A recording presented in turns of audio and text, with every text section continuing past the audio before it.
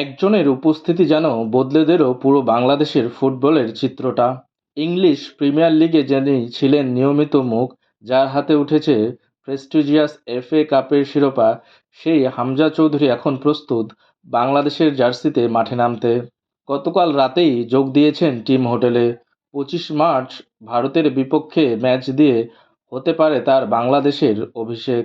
ভারতের বিপক্ষে ম্যাচের আগে আরেক প্রবাসী ফুটবলার ফাহমিদুল ইসলাম বাদ পড়লেও হামজার থাকাটা প্রায় নিশ্চিত।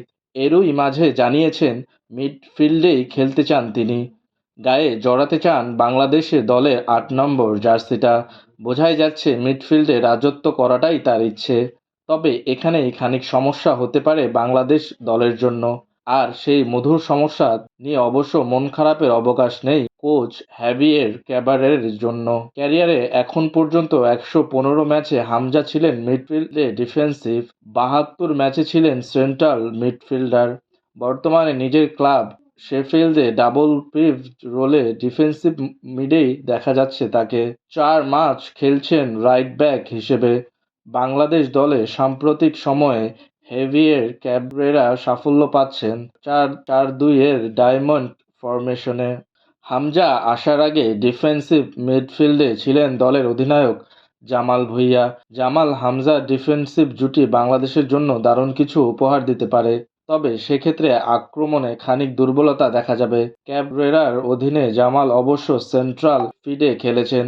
স্প্যানিশ কোচ ঠিক কাকে ডিফেন্সিভ মিডে রাখবেন আর কে খেলবেন সেন্ট্রাল মিডে, সেটাও দেখবার বিষয়। জাতীয় দলে এখন ডিফেন্সিভ মিডফিল্ডার আছেন আরও দুজন, পাপন সিংহ ও মোহাম্মদ হৃদয়।